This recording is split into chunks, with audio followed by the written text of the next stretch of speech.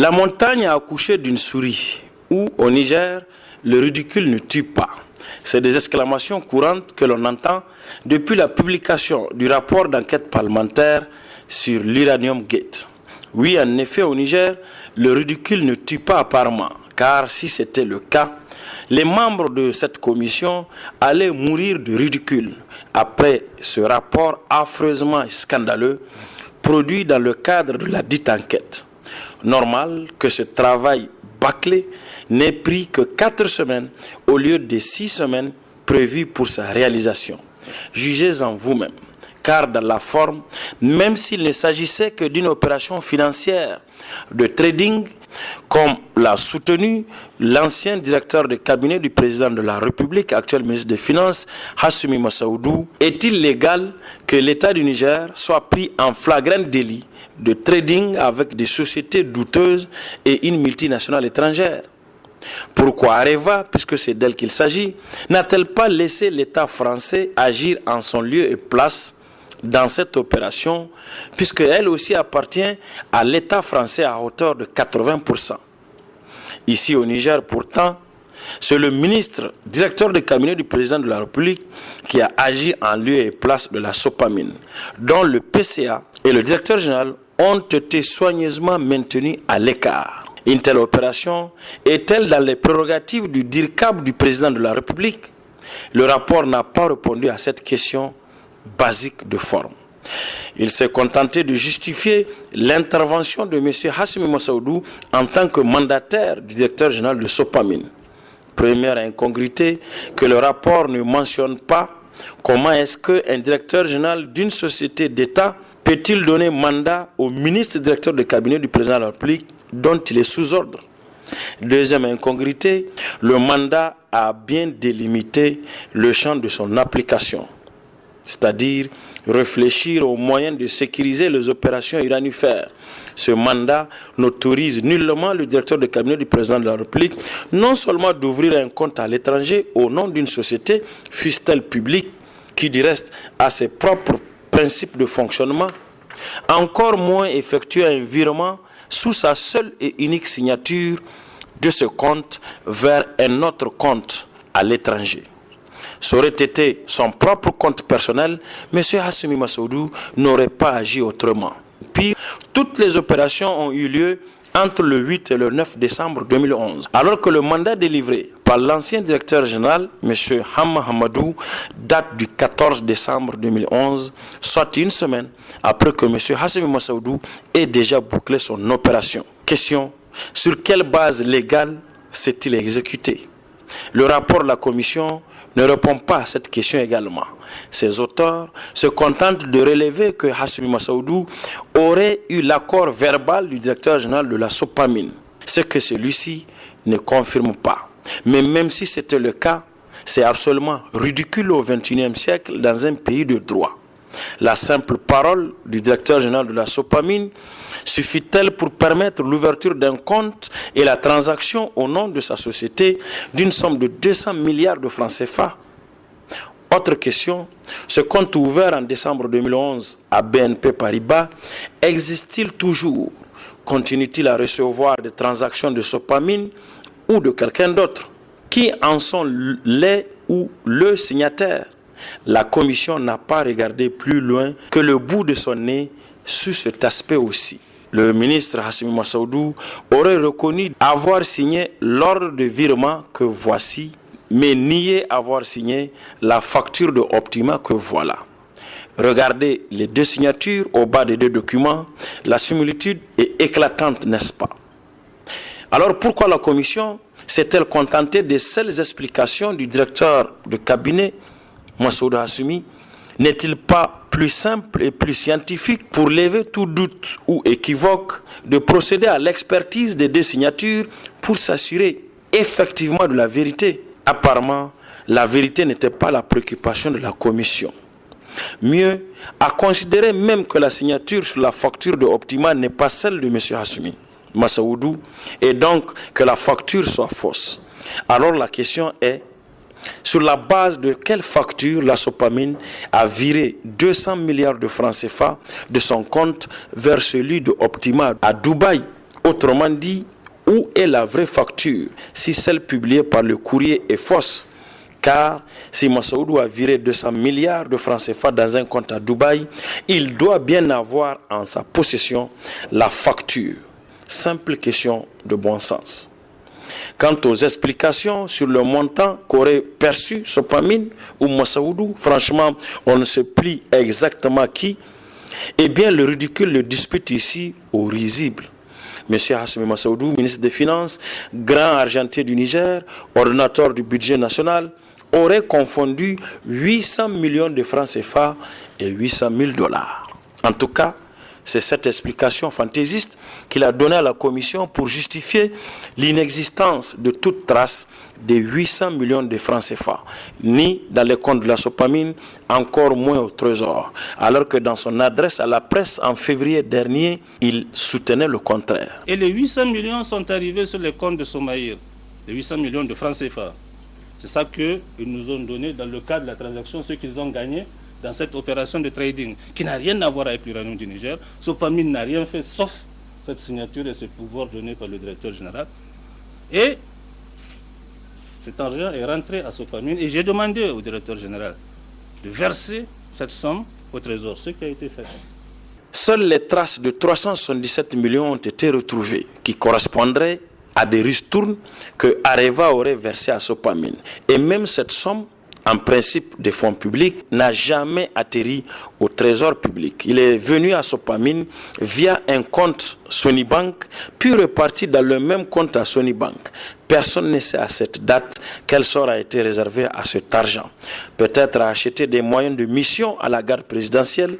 La commission n'en sait rien puisqu'elle n'a effectué aucune investigation dans ce sens. Trop d'incongruités, trop de zones d'ombre, trop de contradictions, voire de mensonges.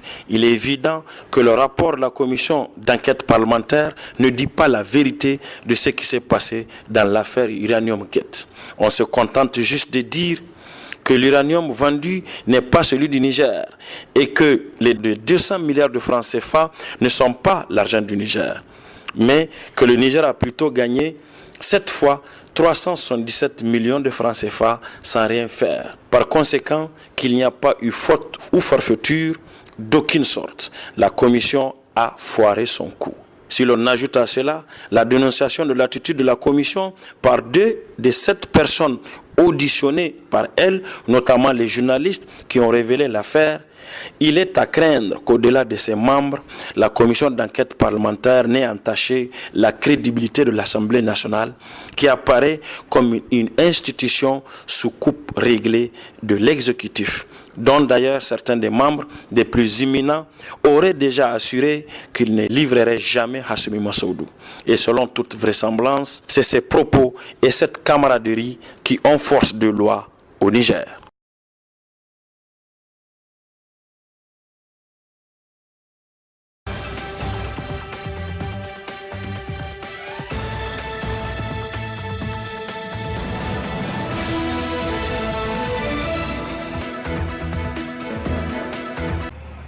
L'amour, le travail et la santé sont les vrais éléments de la facilité. Ce langage français bien compris par Yacouba Haruna Gimba, communément appelé professeur Yak. En effet, cet homme, connu par sa persévérance et sa bravoure, décide de répondre aux aspirations des populations nigériennes dans le domaine de la santé. En ce 1er mai 2017, fête du travail, ce digne fils offre aux habitants du quartier Bobiel la clinique polyvalente Mamar Kassé, un joyeux qui vise l'amélioration des conditions de santé avec des matériels de dernière génération. Ce choix Mamar Kassé n'est pas fortuit. Si nous avons choisi cette dénomination Mamar Kassé, sans vouloir vous raconter l'histoire de ce brave guerrier, c'est parce que nous mesurons l'ampleur et la lourdeur de la mission dans laquelle nous nous sommes fait inviter en initiant cette œuvre. Nous savons et nous sommes conscients des précarités alimentaires et financières des populations nigériennes aujourd'hui et donc de leur précarité sanitaire. Nous allons donc concilier précarité financière et alimentaire pour améliorer les offres de soins, donc arranger la précarité sanitaire. La clinique polyvalente Mamar Kassei est bien équipée avec un personnel qualifié, doué dans le domaine de la santé. Des experts internationaux viendront partager leurs expériences pour faire de la clinique polyvalente Mamar Kassei une clinique émergente. À la clinique Mamar Kassei, nous ambitionnons une prise en charge qualitative et rapide grâce à un personnel rigoureusement choisi, grâce à des moyens diagnostiques de laboratoire et d'imagerie, tout en tenant compte du portefeuille du malade, et le tout en utilisant les nouvelles technologies de l'information et de la communication. Nous avons installé un système intranet qui évite aux malades et aux médecins les documents encombrants de laboratoire et de radiologie. La clinique Mamar Kassei a signé des conventions de soins avec des équipes de travailleurs de santé du Maroc, de la Tunisie, de la France et de la Turquie qui viendront à l'occasion travailler ici avec nous au Niger et qui sont disponibles à recevoir aux besoins nos malades chez eux. La clinique polyvalente Mamar Kassei vient agrandir le cercle des centres de santé privés au Niger et a pour leitmotiv la référence, l'excellence dans le secteur de la santé. Une visite guidée des différentes salles de la dite clinique a sanctionné la fin de la cérémonie d'inauguration. La clinique polyvalente Mamar Kassei, l'expérience fait la différence.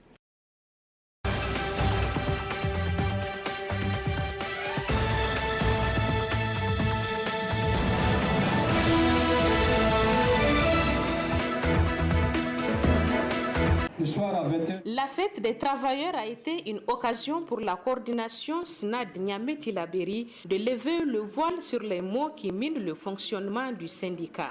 Après analyse des doléances issues du dernier congrès tenu à Maradi en avril 2016 et qui a vu l'élection du bureau actuel du SNAD, la coordination Niamey-Tillabéri estime qu'aucune de ces doléances n'a encore été prise en compte.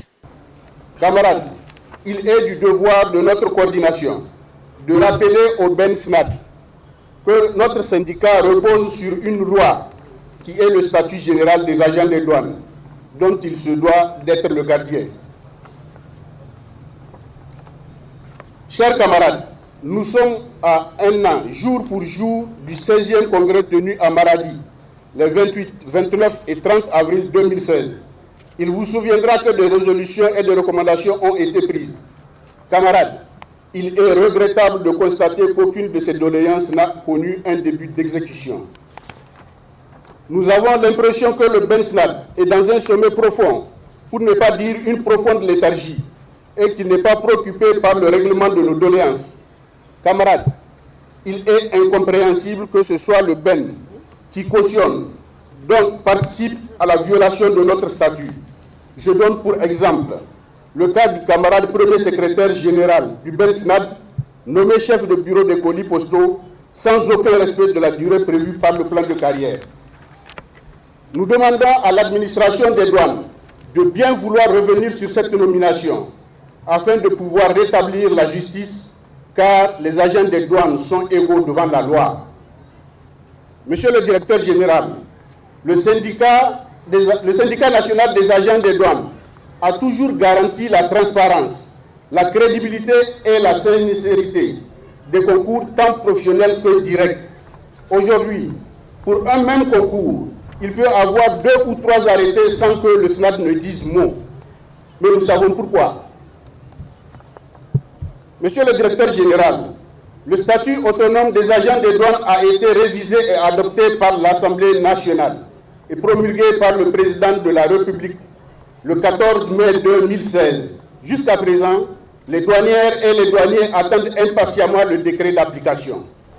Pour la coordination SNAD Niamey-Tillabéri, avec le bureau actuel, le syndicat national des agents des douanes est en train de perdre ses lettres de noblesse.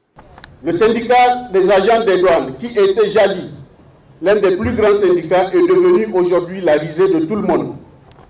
Monsieur le directeur général, il faut le rappeler que les affectations et les nominations se faisaient seulement pendant les vacances, car il était apparu nécessaire de permettre aux agents des douanes d'inscrire leurs enfants dans les écoles de leur choix. Camarades, le BEN-SNAD n'a jamais réagi par rapport à cette préoccupation importante des agents des douanes. Monsieur le directeur général, la coordination Niamey-Tillabéri est préoccupée par la situation de certains cadres qui ont été relevés de leurs fonctions et qui n'ont jusqu'ici pas reçu de poste d'affectation. Camarades, le BEN-SNAD semble croire que tout va bien. Peut-être c'est ce qui explique ce silence sur toutes les sollicitations des agents des douanes. Excellence, Monsieur le ministre, les agents des douanes ont juste besoin des moyens qu'il faut pour réaliser les recettes tant attendues d'eux. Ils demandent à l'administration des douanes de les accompagner dans cette noble et exaltante mission. La coordination SNAD Niamey-Tillabéri demande la tenue le plus tôt possible d'un congrès extraordinaire pour remplacer le bureau exécutif national actuel du SNAD.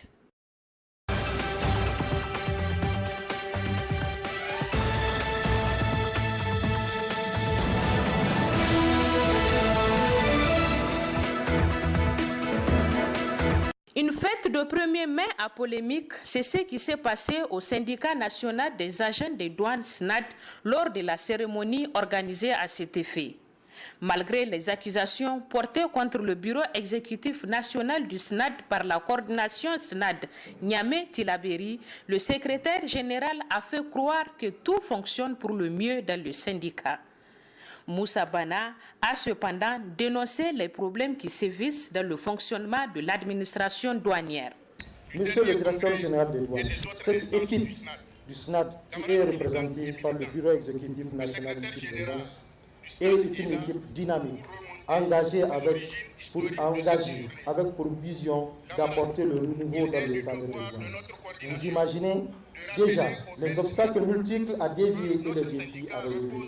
Mais nous restons sereins et notre conviction est ferme pour contribuer à redorer le blason de cette administration qui fait notre fierté et dans laquelle nous nous identifions pour faire carrière avec toute sa noblesse de l'intérêt et pour la nation uniquement. On atteste le choix de ce thème, l'éthique et la déontologie, pilier d'une administration douanière moderne et performante, pour célébrer dans la solidarité, la discipline et le souci de mieux travailler dans un minimum de dignité au sein de l'intérêt de la nation.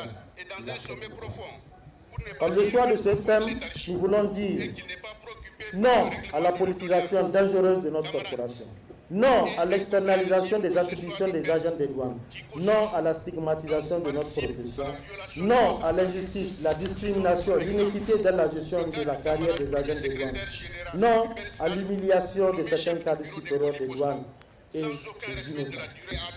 Plus jamais de retraités au sein de notre administration, car ceux qui y font carrière ont aussi le droit, comme des Nigériens, de faire carrière et de faire leurs preuves. Plus jamais une autre force à la tête de notre administration. Nous n'avons rien contre les forces de défense et de sécurité, mais nous avons la ferme conviction que la douane, elle aussi, regorge toutes les compétences à même de prendre en main sa destinée et de redorer son propre talent. De l'allocution du coordinateur du SNAD Niamey-Tillabéri et celle du secrétaire général du SNAD, le directeur général de la douane s'est senti personnellement indexé. Il s'est dit très vigilant pour éviter, je cite, les pots de bananes qui sont jetés sur son chemin. Je ne peux pas les gérer tout seul, je vais les gérer avec vous. J'ai beau être général, je ne peux pas gagner une guerre sans la participation effective des troupes qui sont sous mes ordres. Quand je suis arrivé chez vous, j'ai dit, moi je suis excessivement croyant, je crois en Dieu. C'est mon destin, Dieu a fait en sorte que je sois directeur général de la douane. Je n'ai jamais imaginé dans ma vie que je serais directeur général de la douane. Alors là, jamais. Quand je suis arrivé, beaucoup de gens m'ont juré fidélité. Mais ils ont déjà commencé à me glisser des pots de bananes. Voilà. Et les pots de bananes, ma foi, je saurais les éviter. On a dit que je manque d'initiative. Je n'ai pas honte de reconnaître que je manque d'initiative. Moi, je suis un soldat. Un soldat exécute les ordres les ordres de ses chefs. Même si je dois respirer, je dois rendre compte à mon ministre. Et les autorités qui m'ont nommé savent quel est mon tempérament, savent quel est mon caractère, savent analyser la pensée des militaires. C'est pour cela. Et si ces chefs m'ont nommé, vraiment, je rends grâce à Dieu et je les remercie. Et c'est avec vous tous, douaniers, et que nous allons remplir cette mission. Faites-moi confiance, je vous fais entièrement confiance. Pas de pots de banane, parce que vous en êtes spécialiste, ça j'ai remarqué. Voilà. Les différentes accusations portées les uns contre les autres lors de cette cérémonie se sont déroulées devant le ministre de tutelle. Pour Hassoumi Massaoudou, le plus important est la mobilisation des ressources. Je voudrais, par rapport à ceux qui exigent, qu'ils sachent que pour exiger, il faut aussi remplir son devoir. Il faut mériter d'exiger. Aujourd'hui, je donne une comparaison, pas pour demander à ce que ce résultat soit fait. La comparaison que je donne, c'est entre le Mali et le Niger. Le Mali fait 45 milliards de recettes douanières par mois. Le Niger en fait 5. Voilà. Je ne dis pas que nous devons faire 45 milliards par mois. Ils ont d'autres contextes, mais la disproportion est énorme. Et cela est valable pour l'ensemble des pays de l'UEMOA. Et voilà notre position au sein de l'UEMOA. C'est assez gênant. Évidemment, le Fonds monétaire et les différents bailleurs de fonds, ceux qui nous aident, ceux qui nous donnent de l'aide budgétaire, ils regardent ça, ils disent que nous ne faisons pas assez d'efforts. Et pourtant, il faut qu'on soit convaincant. Donc j'en appelle à l'ensemble des agents de douane pour avoir ce sursaut. Au niveau des impôts, ce sursaut est fait. Nous sommes dans la trajectoire, je l'ai dit. Au niveau de la douane, il y a un frémissement qui a commencé en avril. J'espère que ce frémissement se transformera. Les objectifs, nous les avons donnés de manière chiffrée. J'ai promis à ceux avec lesquels nous avons des accords que nous serons dans cette trajectoire. La douane aussi se relèvera. Inch'Allah, elle se relèvera. En plus d'être une fête pour l'ensemble des travailleurs, le 1er mai 2017 a permis aux travailleurs de la douane nigérienne de mettre les points sur les i et de tirer la sonnette d'alarme face aux problèmes de gestion et de fonctionnement soulevés au sein de l'administration douanière et du syndicat national des agents de la douane SNAD.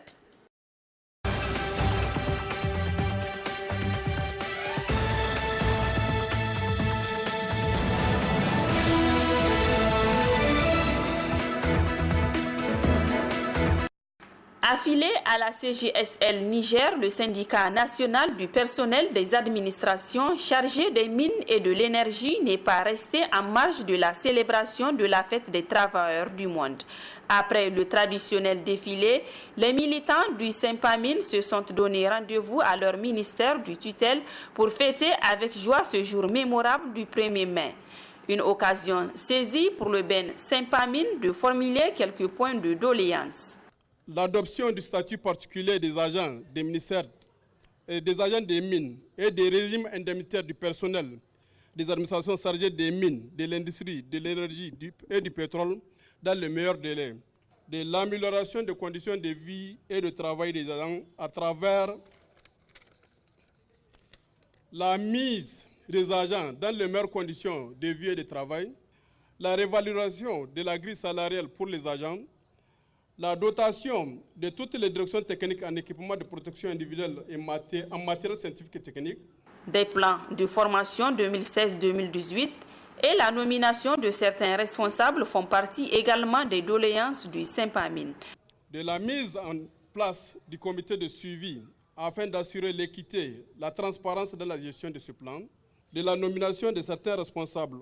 Au terme de l'article 1er alinéa 4 de la loi 2012-23 du 17 avril 2012, modifiant et complétant la loi 2011-21 du 8 août 2011, déterminant la classification des emplois supérieurs de l'État et fixant les conditions de nomination de leur titulaire qui stipule, sauf cas exceptionnel, aucun agent public ayant atteint l'âge limite de la retraite ne peut être nommé à un emploi supérieur technique de l'État. L'alimentation régulière des comptes 420-38-14 et 420-38-16, fixant les modalités de liquidation et de recouvrement des ressources.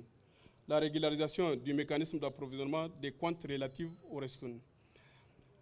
Le ministre Fumako Igado a pris en compte les doléances du Ben Saint-Pamine et a promis de trouver des solutions aux agents de son ministère afin d'accomplir leur mission. Nous demandons la suspension de l'abrogation du décret numéro 2014-487 PRN MMDI du 22 juillet 2014 fixant les conditions et les modalités d'inspection et de vérification de conformité des produits aux normes et règlements techniques en République du Niger, effectué par l'Agence de vérification de la conformité aux normes AVCN, ce qui a pour conséquence de mettre en danger la santé des Nigériens et l'arrêt des activités au sein de ces services. Il y a des revendications qui sont légitimes, nous les avons écoutées. Nous allons les éplucher au niveau des 4 ministères et nous prenons l'engagement de faire en sorte que les revendications les plus légitimes et les plus réalistes ou réalisables puissent être réalisées dans les meilleurs délais. J'ai noté particulièrement le problème du statut particulier qui tarde. Ça fait 2 ans que nous sommes pratiquement sur ce statut. Je pense que les textes sont enfin finalisés, quand nous le pensons, et qu'on va se battre au niveau des 4 ministres pour les faire passer au niveau du Conseil de cabinet. Au terme de cette cérémonie, des témoignages de satisfaction ont été décernés aux présents et aux anciens militants du Saint-Pamine qui ont contribué au bon fonctionnement du dit syndicat, mais aussi à l'endroit des 5 sociétés pour leur franche collaboration à la Saint-Pamine. Une pensée spéciale a été faite à l'endroit des militants rappelés à Dieu.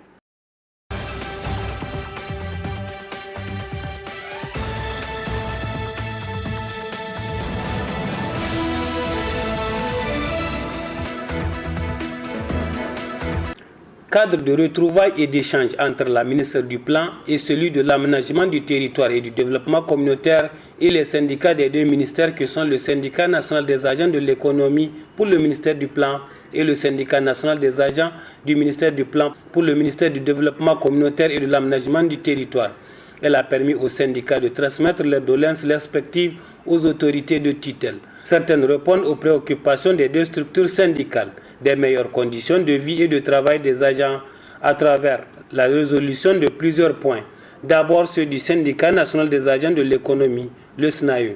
Veiller à la division équitable du travail entre les agents selon les dispositions de la loi numéro 2011-20 du 18 août 2011 déterminant l'organisation générale de l'administration civile de l'État et fixant ses missions qui stipule à son article 9 que l'administration civile de l'État fonctionne selon les règles de la performance et de la gestion axée sur les résultats.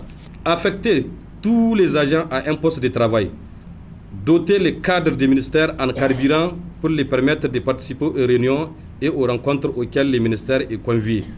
Veiller à un bon encadrement des agents pour leur permettre de prendre en charge les activités du ministère. Coaching. Élaborer et adopter un plan stratégique et un plan de formation pour le ministère du Plan. Ensuite, ceux du syndicat national des agents du ministère du Plan. L'élaboration d'un plan de formation du ministère, l'accélération des remboursements des frais de transport aux agents du ministère en fonction ou admis à faire valoir leur droit à la retraite. La généralisation de la formation de courte durée et ou le renforcement des capacités des agents du ministère du développement communautaire et de l'aménagement du territoire pour mieux accomplir leur mission. L'institutionnalisation de l'organisation périodique de la réunion annuelle des cadres du développement communautaire et de l'aménagement du territoire. La construction et ou la réfection des bureaux et logements au niveau des services déconcentrés.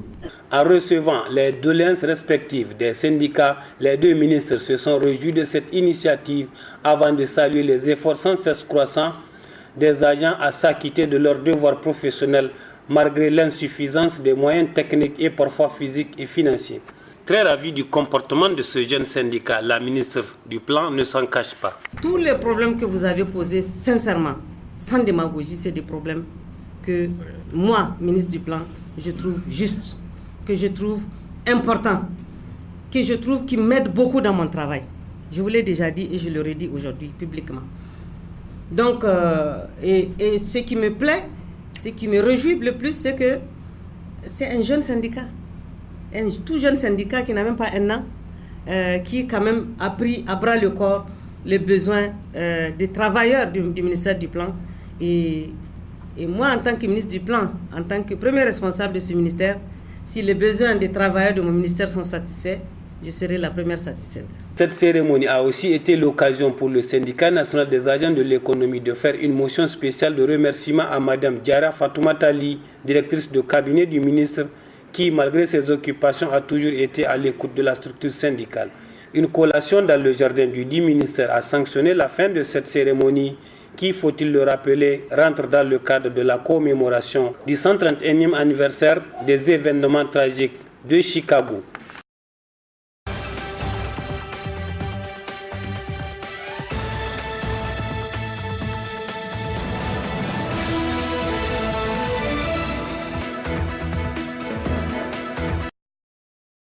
C'est pour venir en aide et partager ce moment solennel de la fête du 1er mai que le syndicat national des agents de transit a pensé aux orphelins du centre Aboubakar Siddiq en organisant une réception au profit de ces orphelins. Nous avons compris que les orphelins, être orphelin, ce n'est pas une fatalité, ce n'est pas un péché. Être orphelin, c'est une tracée divine qu'on est obligé d'emprunter. Et ces orphelins, nous sommes leurs parents, nous sommes leur père, leur mère. Nous serons dans l'obligation, il est obligé pour nous de les apporter notre contribution, nécessaire qu'elle soit.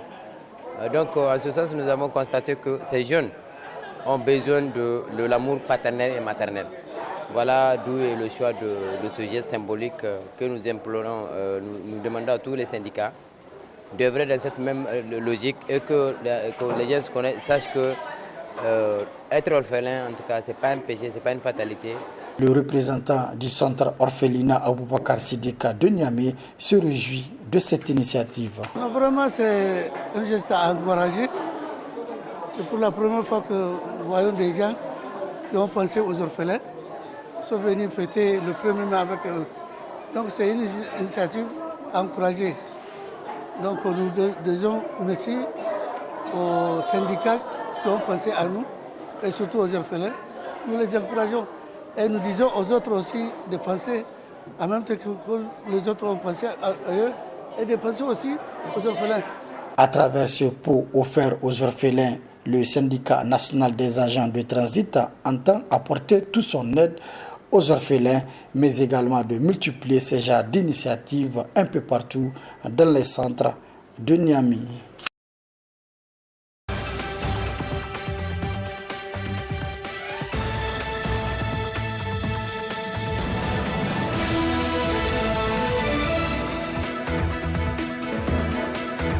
Dans le jardin du Palais des Congrès, les travailleurs de la Nigélec réunis au sein du syndicat national des travailleurs de l'énergie Centrave, accompagnés de leurs familles, se sont retrouvés pour faire la fête.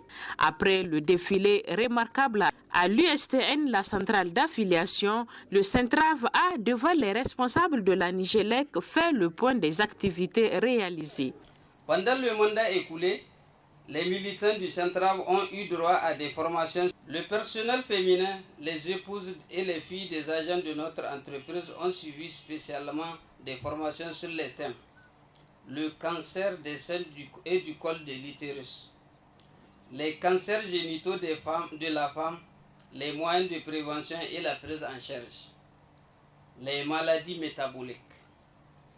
Suite à la saisie des syndicats de l'entreprise par rapport aux différends qui a opposé les agents releveurs et la direction régionale de Niamey en 2015, seul le Centrave a accepté de prendre en charge le dossier de la crise. Par la force des arguments, le Centrave est arrivé à concilier les deux parties, et cela dans l'intérêt de notre société. Ainsi, la toute dernière rencontre avec la direction générale nous a permis de décanter une nouvelle crise née suite à l'introduction d'un nouveau barème de notation des releveurs. Sur le plan social, le syndicat des travailleurs de l'énergie a œuvré pour assister plusieurs personnes démunies. Un don de vivres et divers articles alimentaires au personnel de la direction régionale de DIFA, regroupés dans les locaux de cette dernière pendant les malheureux événements survenus suite à l'incursion des éléments de Boko Haram. don de sang à l'hôpital de Niamey, don aux familles de certains collègues rappelés à Dieu, don à certains camarades en situation difficile. Pour le mieux-être de ces militants, le Centrave a également formulé des doléances résumées en 11 points. L'augmentation des salaires à hauteur de 25%. Le reclassement de tous les détenteurs du DAP et bac professionnel en M3 et cela conformément au statut particulier du personnel. C'est le respect strict de l'article 6 du statut particulier du personnel relatif à la promotion interne. L'octroi d'une prime de motivation à tous les agents administratifs. L'octroi d'une avance sur la retraite complémentaire aux agents qui ont cotisé plus de 10 ans à leur demande. La dotation de tous les agents en matériel de protection individuelle et collective de qualité. La mise à la disposition des électriciens des réseaux de bureaux et releveurs de travail. La mise à la disposition des électriciens de permanence un véhicule. L'augmentation de l'enveloppe des logements sociaux. L'octroi du prêt de moyens de locomotion à tous les agents. L'octroi d'une subvention aux syndicats les plus représentatifs. Le secrétaire chargé à la gestion des conflits a remis officiellement ses doléances au directeur des ressources humaines, qui a d'ailleurs rassuré les syndicats que certaines de ces doléances sont déjà prises en compte et d'autres sont en cours de discussion. La fête a pris fin autour d'une collation et rendez-vous le 1er mai 2018.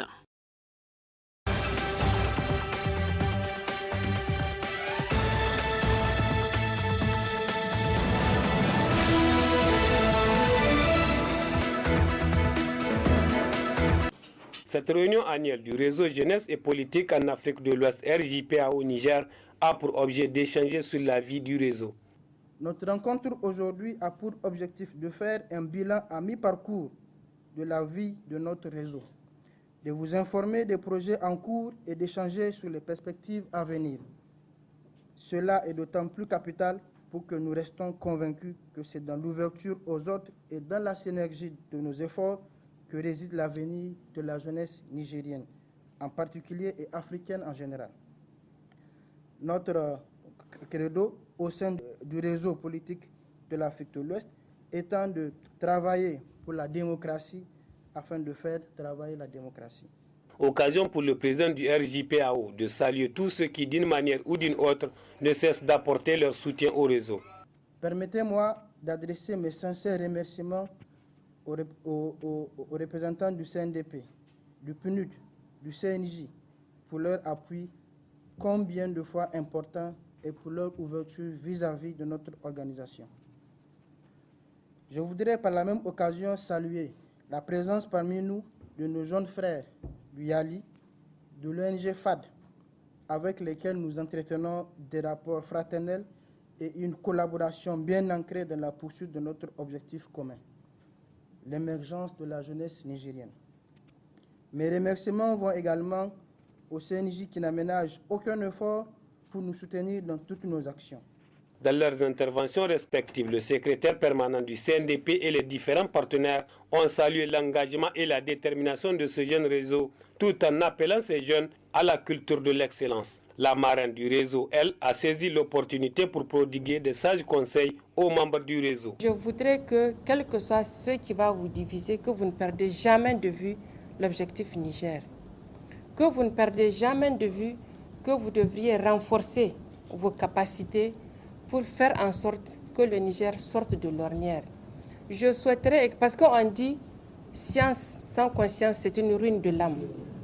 Donc c'est vrai que vous êtes cultivé, mais c'est aussi important que vous ne perdez pas cet objectif qui est notre pays, que vous travaillez dans le sens de ramener les fondamentaux en politique. C'est quoi les fondamentaux en politique? C'est d'abord les valeurs. C'est important de travailler sur la base des valeurs, pas simplement sur la base du pousse-toi que je m'y mette ou bien pour atteindre le sommet. Durant 2 jours, ce regroupement des jeunes des partis politiques représentés à l'Assemblée nationale auront à faire le bilan à mi-parcours et dégager des perspectives qui permettront au réseau d'atteindre ses objectifs escomptés.